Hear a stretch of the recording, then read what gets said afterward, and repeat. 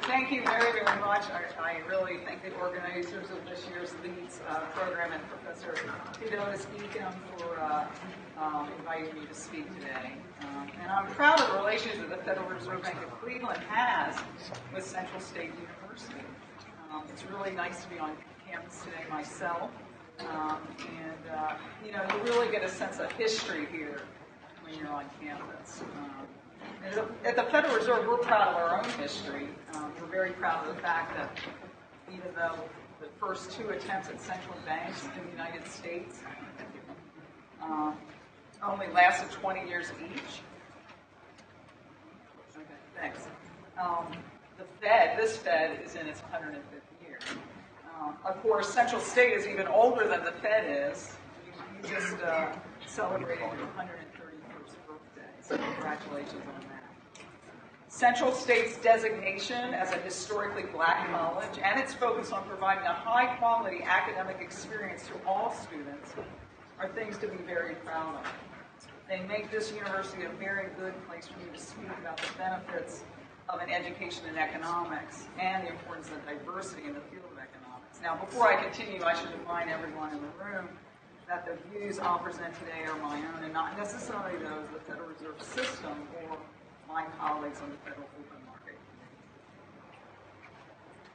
I didn't start out to be an economist. I majored in mathematics at Barnard College, but also pursued a second career in economics because it seemed interesting and frankly it didn't require much extra courses. But then I applied to graduate school in mathematics. And I ended up in an economics program, Ph.D. program at Mester, because two professors there, when I applied, wrote me letters. And in those letters, they explained that Princeton's economics program was very mathematical. And they encouraged me to come there instead of studying math, to come there and study economics, and that's what I ended up doing. And I've always thought that I lucked into economics in some sense. It's provided me, I think, a fascinating career, and I hope that at least in a small way, I've been able to provide something good in return through economic research and policy. Now, Merriam-Webster defines economics as, quote, a social science concerned chiefly with description and analysis of the production, distribution, and consumption of goods and services. So, well, that's fine as far as it goes, but frankly, it sounds kind of dry to me. Not very attractive to attract people to the field, I think. Others think of economics as a path to running a business or working in finance. And that's also as fine as far as it goes, but it's too limited a view.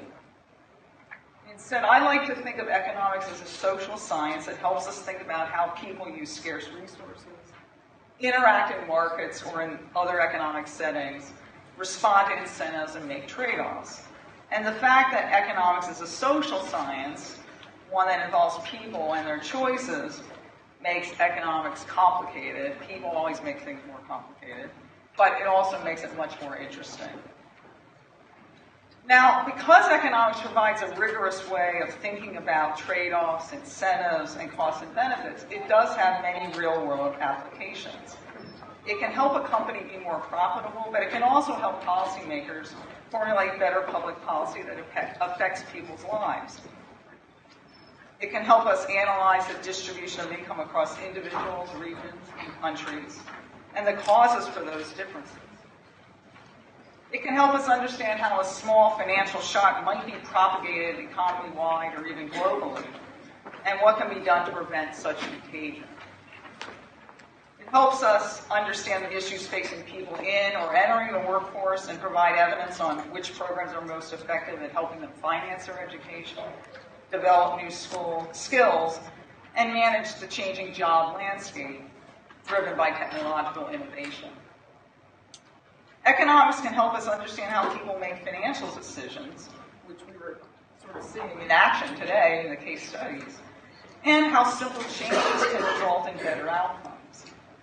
For example, a simple change from making employees have to opt out of a company's savings plan rather than opt in can result in higher participation in the plan.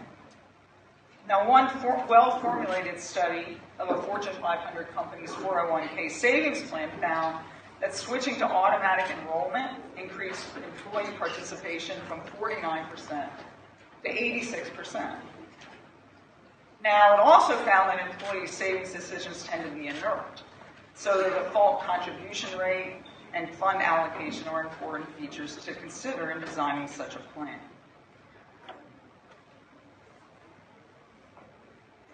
A default rule like this is an example of what behavioral economists call a nudge, something that isn't mandated, but points people in the right direction and can change their behavior. Richard Thaler, an economics professor at the University of Chicago, won a Nobel Prize last year for his foundational work in behavioral economics, which combines aspects of psychology with economics. In his Nobel Prize lunch lecture, he mentioned that good work is being done around the world to, and I quote, design and test scientifically informed policies that are working. People are being helped to save more for retirement. More poor kids, especially girls, are going to school. Peasant farmers are retrieving more reliable harvests. And we're all being successfully nudged to use less energy, end quote. Now that passage lists just a few of the areas in which economics is having a real-world impact and doing some good. In the policy realm, economics helps guide decisions about the country's monetary and fiscal policies, but also policies on healthcare, education, and trade. It helps in the design and evaluation of programs at the local community level, too, including workforce development and transportation policy. In a nutshell, I believe that economics helps society. So I hope this piques your interest in studying economics. But if you need more convincing, you might want to know that economics offers a very good return on your education dollar. The ability to think critically, analyze a problem systematically, and deal with ambiguity are all skills developed through the study of economics. And they are all skills highly valued in the job market. One recent study found that those with a bachelor's degree in economics earn about 20% more than graduates with degrees in other fields. Now, some of the salary differences reflect the fact that economics majors have access to a wide variety of occupations, many of which are higher paying. You'll find people with economics degrees employed in many sectors, including education, accounting, law, business, finance, and government. The Federal Reserve System, the 12 reserve banks, and the Board of Governors employs about 700 Ph.D. economists, and also many others with undergraduate and master's degrees in economics. And I can tell you from experience that the Fed is a very productive and fascinating place to work. Now, the good news is that the economics major is a popular one in U.S. colleges and universities. In 2016, U.S. post-secondary schools awarded about 33,500 bachelor's degrees in economics. Now, while this represents less than 2% of all bachelor's degrees awarded by these schools, at the top 100 universities and top 100 liberal arts colleges without an undergraduate business major, about 10 to 20% of male undergraduates major in economics. Now, that's a high number when you consider how many different majors there are.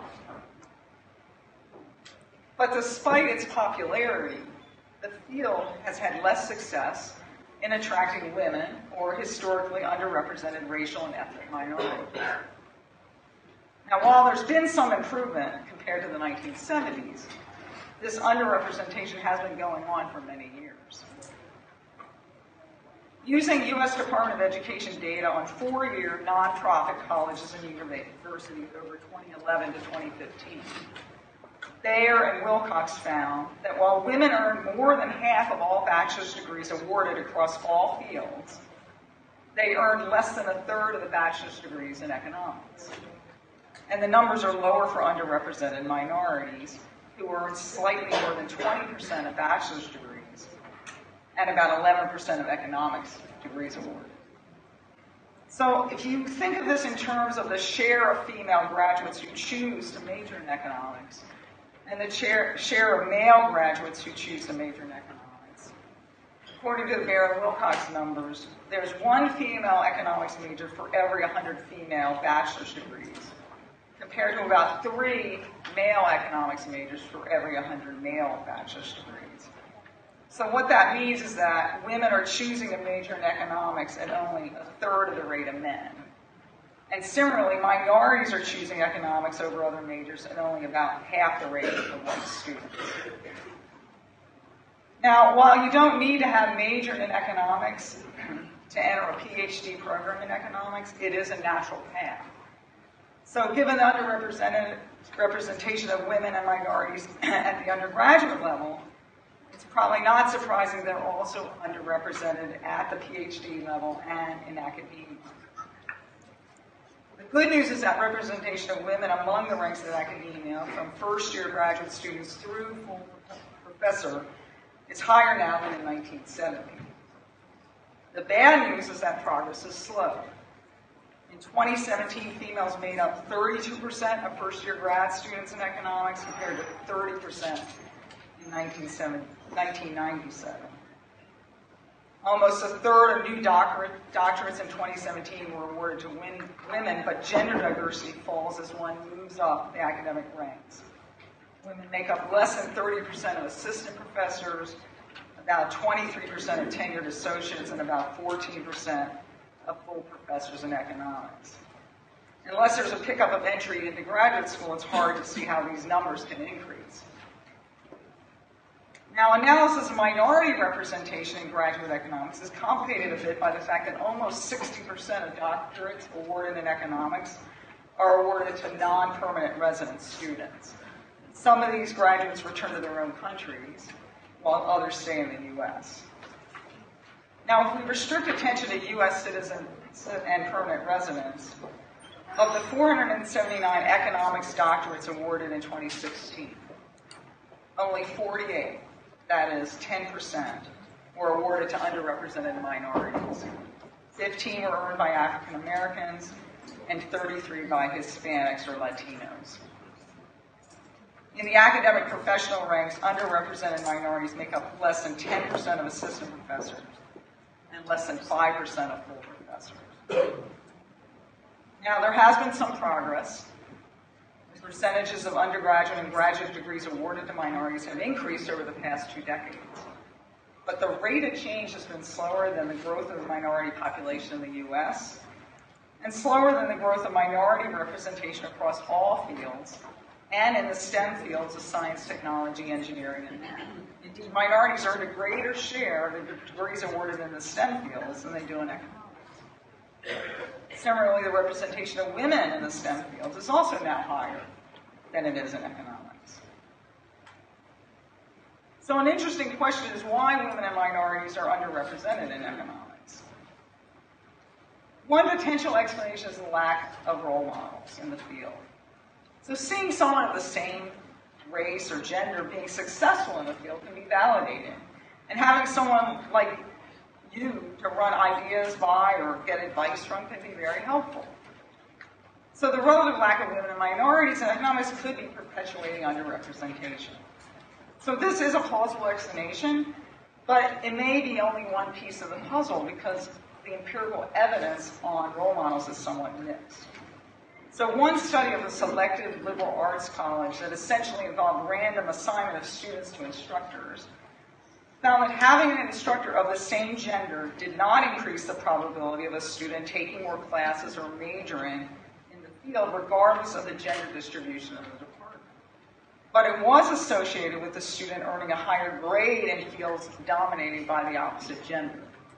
That is, female students received higher average grades from female instructors when taking courses in fields dominated by men, such as economics. The difference was on the order of moving from a B- up to a B. And there was a similar effect for males, who received higher average grades from male instructors when taking courses in female-dominated fields such as education. I know what you're thinking. But a separate study in a different setting found evidence that such grade differentials reflected achievement differentials and not just inflated grading. So the availability of role models appears to positively affect student achievement. But a lack of role models isn't the whole story about why some students choose not to continue in economics. So what about different preferences at the time students enroll? It's true that males are more likely than females to list economics as their planned major when accepted at college.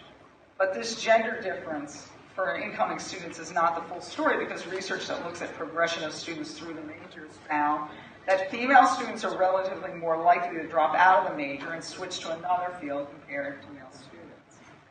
For example, one study found that women need to do well in their principal's economics course in order to continue in the major, and that's less true of men. Other hypotheses have to do with the way economics is taught or the content of the courses. Large lecture classes, often found in introductory economics programs in large universities, turn off women and minorities more than men?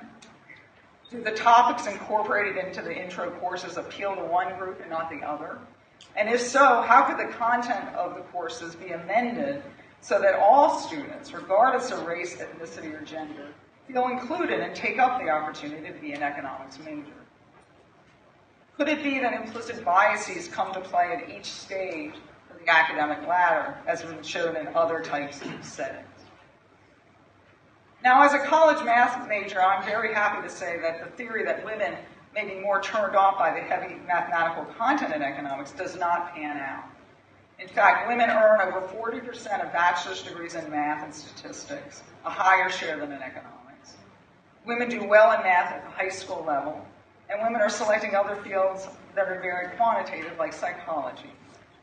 Also, studies indicate that math aptitude doesn't explain gender differences in participation in upper-level economics courses.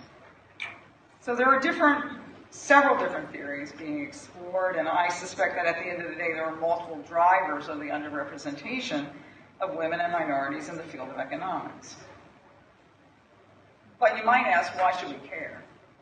Shouldn't students be able to choose their field of study and career path? The low level of diversity in economics may just reflect people's preferences. So that is a possibility, but in that case, it's incumbent upon those of us in the field and upon educators to ensure that students can make informed choices and that they understand the value of an economics degree to the individual and to society. Moreover, because economics is a field that influences policy, and policy affects all kinds of people, it's important to have diverse views inform that policy. As a public servant and policymaker, I believe that policymakers need to consider the effects of our monetary, regulatory, and payments policies on all our constituents. In addition, I've seen firsthand how having a diversity of views expressed and discussed around the table can actually lead to better policy decisions. And there is actual research to back this up. Group dynamics are different when teams are diverse. Participants don't necessarily find it as comfortable to serve on a diverse team, but the diversity helps to avoid groupthink. Diverse teams tend to be more objective and focus on the facts when making decisions. They may process information more carefully because they're forced to confront a different way of thinking and convince those with alternative views. And firms with more diversity tend to be more innovative.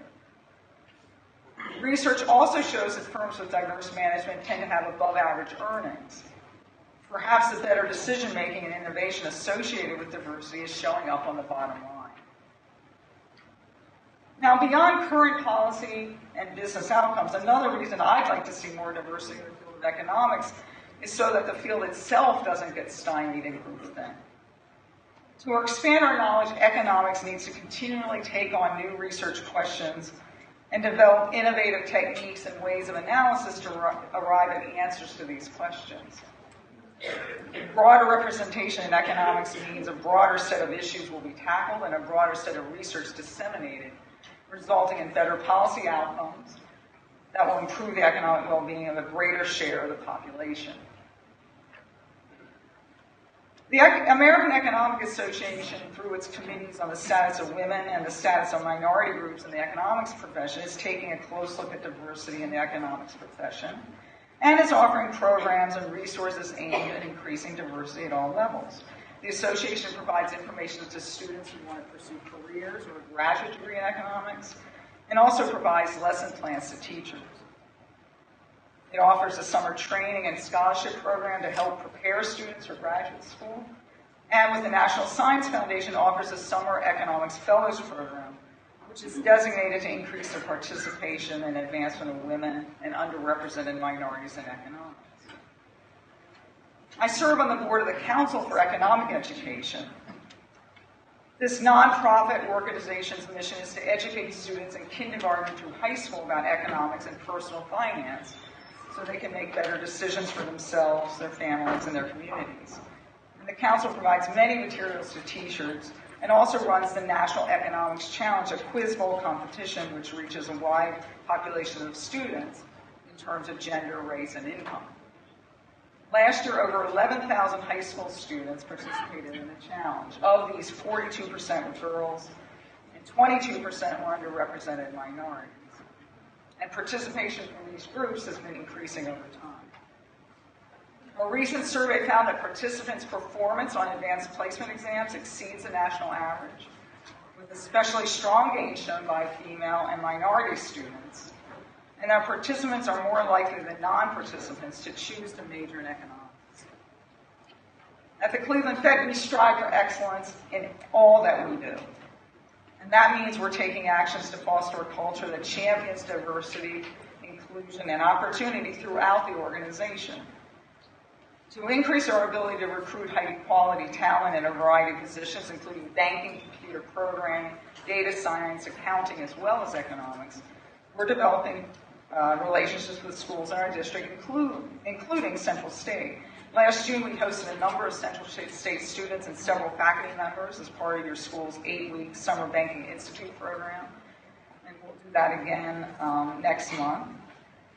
You may have attended one of the guest lectures that some of our economists have given in your courses in economics and business. And representatives are here today to tell you about internships and other employment opportunities at the Cleveland Fed. As a contribution to strengthening the pipeline of future economists, the Cleveland Fed will be hosting a workshop this summer for the research assistants across the Federal Reserve System to help them prepare for graduate school. The Cleveland Fed has also been promoting pre- and post-college education. Our Learning Center distributes lesson plans on economics and financial literacy to teachers in kindergarten through high school. And our Money Museum, which is open to the public, offers interactive exhibits on the financial system and the economy. Now, these may be small steps, but economics can help solve many real-world problems while providing individuals with a rewarding career. And we want to ensure the widest group of people enter the field.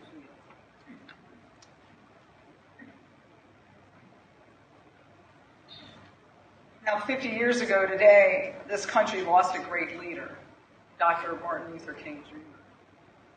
The tragedy of his death must not overshadow his many accomplishments and the lessons conveyed by his words and deeds. As I've discussed, there has been some progress over the past 50 years in increasing diversity, inclusiveness, and opportunity within the economics profession, but that progress has been slow. It is easy to get discouraged and accept the status quo. But we all must remember a key lesson from Dr. King's legacy. Changing institutions is hard work and takes time. It must be met by perseverance and endurance. And as a member of the economics profession, I will continue to seek ways to increase diversity, inclusion, and opportunity because I believe it will strengthen economic research and policymaking and thereby help promote a healthier economy for a wider group of people. Now, I encourage the students of Central State University to enter the field of economics and to join me in that mission. And I really want to thank you for attending my talk today. I really appreciate you taking the time out, and I'm happy to take some of your questions and hopefully provide good answers.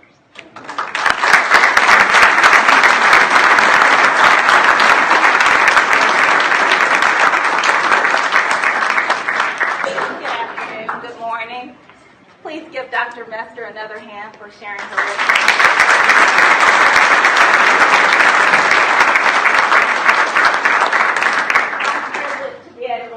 Question and answer session this morning. So I'd like to open up the floor for any questions that anyone might have about our speaker this morning. Don't be shy to go first. Yes, sir. Gentleman up there in the back. Where? My question for you is that think is the one factor that determines like the success you have? Like you have to give one piece of advice to the students sitting here at the university. What would it be? Can I do two? Okay. Work hard. Right? It's about showing up and doing it and working hard. Don't give up. Right? We all have problems in certain courses. Don't give up. Right? And be open to things that you wouldn't necessarily have thought of on your own. So take advantage of things. The luck I had, those two professors hadn't written me those letters. And if I had decided, you know what, I'm going to go and do economics rather than math, I wouldn't have done this. Now, I don't know what I would have done instead. There's always the unknown. But be open to things. Have a path. This is a long question. You asked for one thing. Anyway, have a path that you're going down, but take advantage and take some detours along the path when an opportunity arises. Don't be so stuck in one particular way of thinking or one thing. Have goals in mind, but be willing to sort of course correct or take a little bit of detours as you go towards that goal. Thank you for that question. Jordan?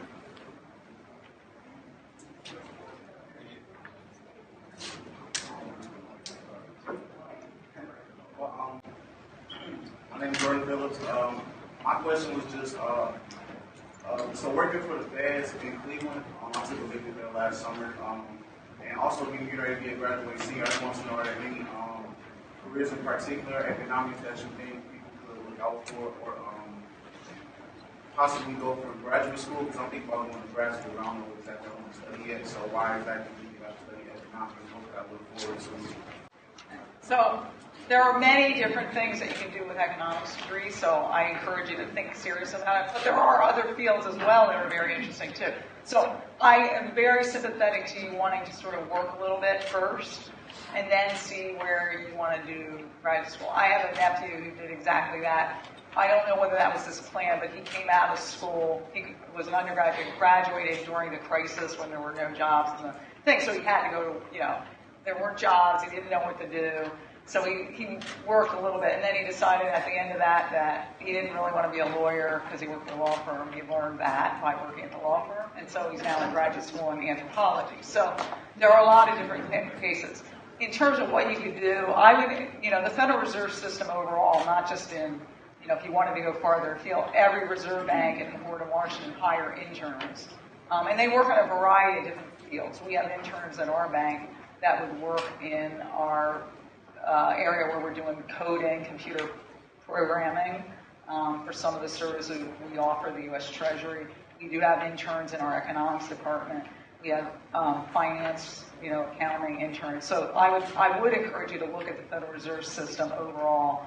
There's a Federal Reserve website that has internship and RA positions jointly listed that I would encourage you to look at. But a number of firms, right, higher interest rates. I mean, we were just talking before the talk about the banks are now starting to hire. So again, a number of internship programs. Going to a bank and working in the summer at a bank is a great idea to sort of get a sense of whether you want to do economics. But there are many, many kinds of companies that hire people with those skill sets. You may not end up being called an economist in that company, but that's okay. You're going to be using the skills that you take on in those kind of fields. The other thing you might look into, if you don't mind going to Washington, D.C., is the International Monetary Fund and the World Bank. They have a robust internship program, summer internship program as well, where they hire people coming out of school.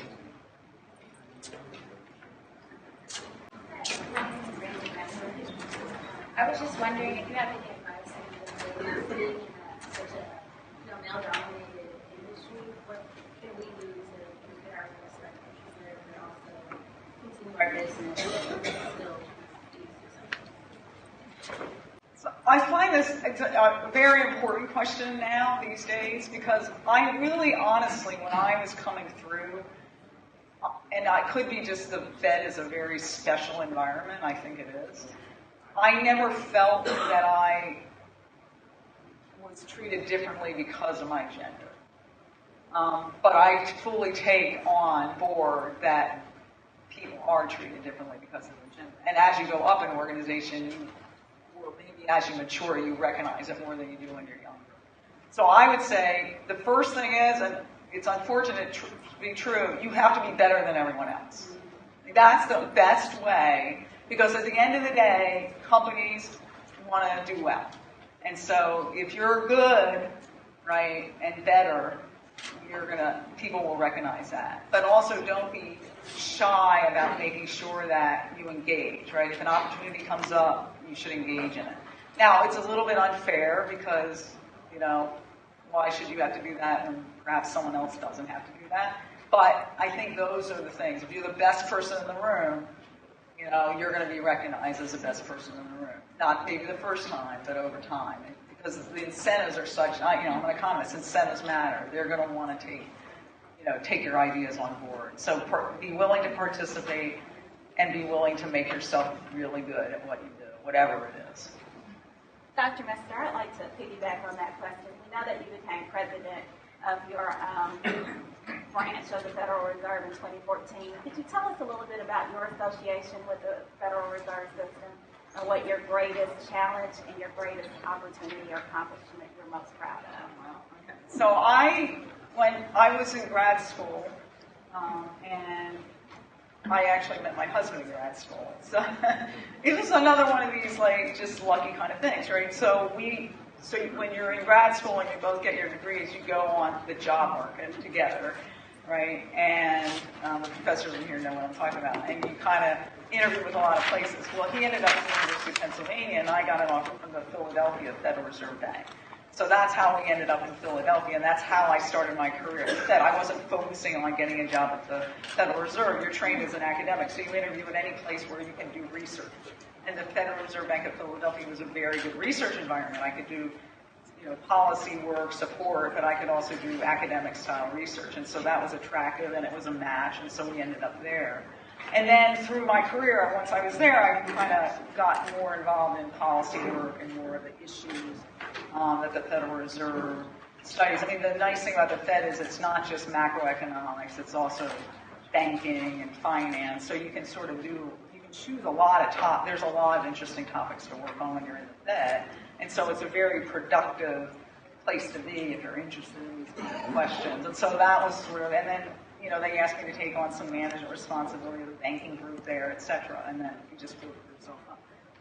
But again, you have to be, different people influence you as you go into your career. So I would say probably the best thing was the level of the colleagues I had, right? I learned more than I ever taught anyone. I learned so much from the people I work with. That's the important thing. It's surround yourself with people. Always surround yourself with people that are better than you are. It's the best thing that you can do, right? Always be in an environment where you have people that you're learning from. And then that's kind of the special thing. And I guess the hardest thing is I think I view the world a little bit differently than other people, and so making sure that I am inclusive in understanding their perspectives. I think that's a challenge for everyone, but I think that's something that we have to recognize, because I really honestly believe that having different backgrounds and different viewpoints makes us all better. It really does. I've seen it in action. I've seen it at FOMC meetings where some people have very different perspectives of the economy, and you come out of there and thinking, okay, I got to look into that because that sounds really interesting. And so, the next time you go, you kind of know a little bit more than when you left, the last time. And so there's this building up of knowledge and sort of information that's actually then used when you're out doing policy or making decisions. So again, surround yourself with people that are smarter. Smart is, in quotes, smarter, anything like that you can learn from. That's the best thing that you can do. How you doing? My name is Salama, and I like the presentation. Thank you. Very informative, and about the analytics and but my question is, you reiterated it a couple of times about females and minorities. I just don't know exactly what you were referring to or alluding to when you Well, females are females. Is that what you meant? Okay. Or you meant the minorities?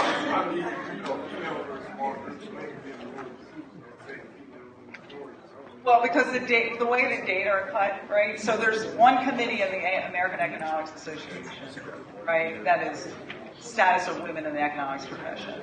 So that's one way we look at data, right? So and they're underrepresented in the field. And then the other committee within the American Economics Association is underrepresented minority groups, okay? And that's African Americans, Hispanic Latinos, and Alaskan American Indians. Okay, so they're the traditionally underrepresented groups. And so when a lot of the data comes from, all the data of those subcommittees come from the U.S. Department of Education. And if you go online and get the speech, there's some citations there where you can actually go look at the data, right? That's the way they cut the data. So there really is this issue in economics that the majority of faculty at the schools that are offering PhDs are white males. Okay, and my point is that I think we need to diversify at all levels, right? Undergraduate, graduate, and academics, because I do think the field of economics is actually endogenous to who's in it. In other words, what issues we choose to study is determined by the people in the field. And you want economics to be sort of this living, breathing, always asking new questions. You don't want it to be run by a small group who only looks at very traditional kind of questions. And frankly, there has been a movement in the right direction of a lot of different people looking at a lot of different kinds of questions now in terms of income distribution questions. There's a lot of labor market things going on. We don't just look at the labor market of the U.S. We look at data on different groups and communities. The Federal Reserve System has a community development function, and that's one of the things that they provide is a lot of different looks at smaller communities and sort of understanding how economics is working there. We need to know how our monetary policy is working across all parts of the country, and so we're starting to look at that. There's also a distinction, a good thing to think about between rural and urban, right? Because a lot of times people think of, just, again, a state level data, but rural parts of a state and urban parts of the state can be very different and can have very different issues that come up that may impede economic development. And so there's been this, I'd say, explosion of good work being done on questions that you wouldn't have thought of doing before. Now, some of it is because we have better tools now. We have better available data. We have computer systems that are much more powerful that can look more at microdata. A lot of the banks now have big data where they can look at sort of savings and lending behavior, and some of them are, allowing research economists in to actually examine some of that. So there has been an explosion in the tools and the capacity to do these kinds of things. But there's also been a recognition in the profession, because I think we have seen some developments and good progress since 1970 on the kinds of research questions that people are asking and are interested in. And so that's what I want economics to be living and breathing and representative of our people, and our people are diverse. And we should have a field that represents the diversity that's out there in the country. Another question over here, Kristen. Good morning, almost afternoon. I'm Kristen Johnson. I'm a junior major in business management. And my question is more of a money trend question. So since you work for the federal bank, what do you think about cryptocurrency and the effect that it will have on our economy and the federal government? Good question. So I'll be honest, I don't own any. So I like to think of this as two things, okay? There's cryptocurrency, but there's also the technology that lies behind it, okay? So like distributed ledger technology.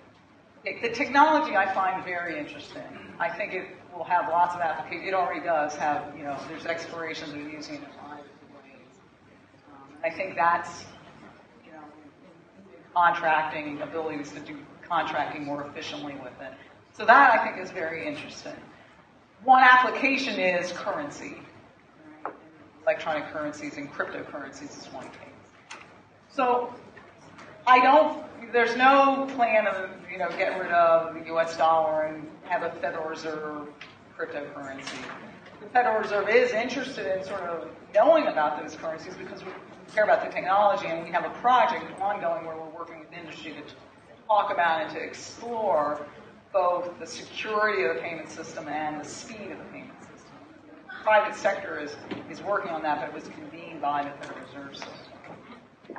In certain countries, as you well know, cryptocurrency is more popular, but those tend to be countries that don't have a stable currency with a stable value. The U.S., right, because we have a stable currency. The dollar is used everywhere.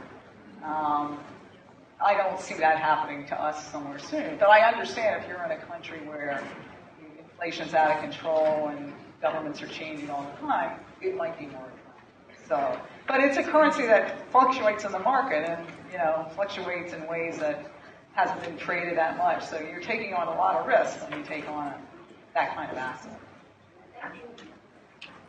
Dr. Martinez? Good morning. I was wondering if we could use the same analogy. If diversity is a form of currency, what is it that you do, either as a corporation, as a bank, a university system, a branch of government, what is it that you invest in order to get a return of investment in terms of diversity? What are those? Are they values? Are they activities? What are the things that I think are valuable to the organization that actually has a return in terms of making sure that diversity does pay off? So that's an excellent question. I think it's not one thing. I think you hit upon the things that are important. It has to be part of the values of the institution. Right? And I would submit that the Federal Reserve has those values. I don't know whether we've always articulated them in the way that is clear that we have those values. And sometimes our actions, are, everything is complicated. And so sometimes from the outside, the actions may not be transparent. So at the Cleveland Fed, we are we value diversity, and we recognize that, we actually are pretty good at hiring, in the hiring phases of our thing, but we looked at our data, and we did a lot of data analysis and said, maybe we're not as inclusive, because when we look at how our retention rates look, they're not as good as we want them to be. And so that was one of the areas where we focused, and was trying to think about ways that we could work through employee groups to sort of make sure that, and examining ourselves and sitting back and saying, hey, are there things that we're doing that aren't fostering, right, and inclusive? And, basically, I want this to be diversity, inclusion, and opportunity, because at the end of the day, we want a workforce in our bank that people feel that they are part of the mission of the Federal Reserve, and that they have something to give, and they feel included, and so they're given opportunities to perform in a lot of different parts of the bank. And so it really is talking about all employees, but we know that we have a deficit in certain areas, and one of those deficits is in representation of diverse cultures in employees. We also recognize that leadership is incredibly important, right? So you need to have the right leadership, and so one of the things that we've looked at is our boards of directors. So we have the bank in Cleveland, we have 2 branches, one in Pittsburgh and one in Cincinnati. And so when we're looking for directors, we look at a lot of different things. It's a matrix, right? We look at industry representation, we look at labor and consumer representation. There's certain restrictions when you need to have bankers on the board, and there's numbers of things.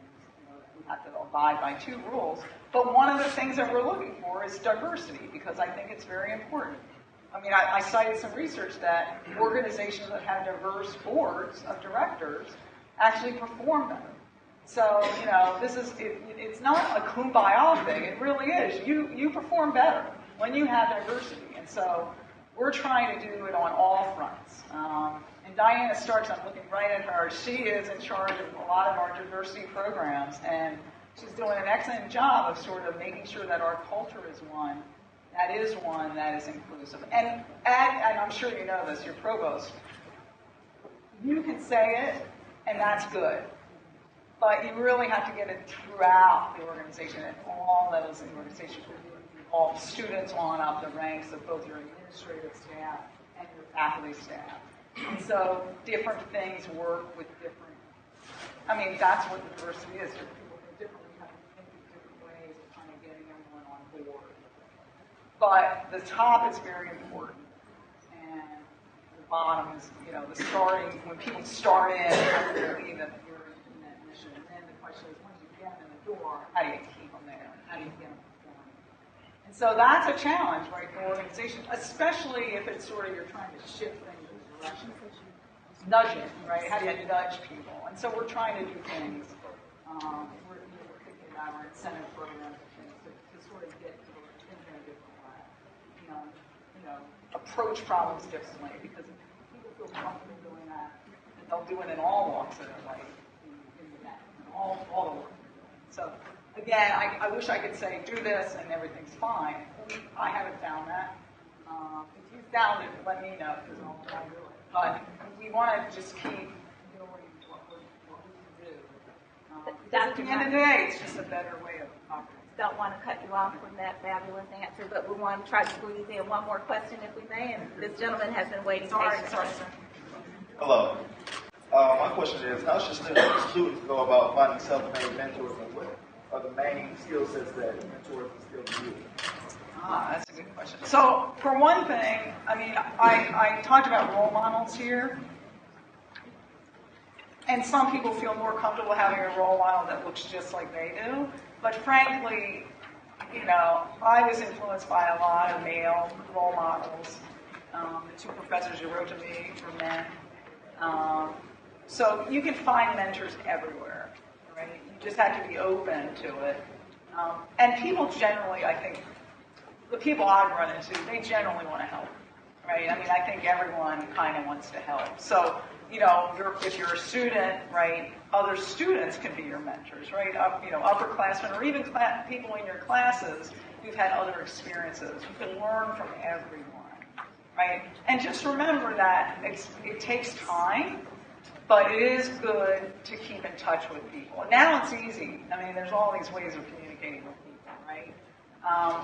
It was I think this message is getting out. So I had an undergrad visit me on a program that Princeton University sent around because I was a grad student there. And it was great. You know, I got to talk to him. And his colleague, he emails me every quarter now telling me how he's doing. And I thought that was great. He's doing exactly the right thing because he, you know, it was a nice conversation we had, you know, so then he asked advice and I tried to give advice. Well, I didn't volunteer to be his mentor, but essentially, right, he's taking advantage of that, and I'm happy to do it. So again, don't be shy to sort of keep connections up with people that you've met, but also don't think that it has to be someone who's doing exactly what you want to do, right? You can learn a lot from various different kinds of things. Thank you, Dr. Mester. Dr. Cynthia Jackson-Hammond has some remarks that she would like to make.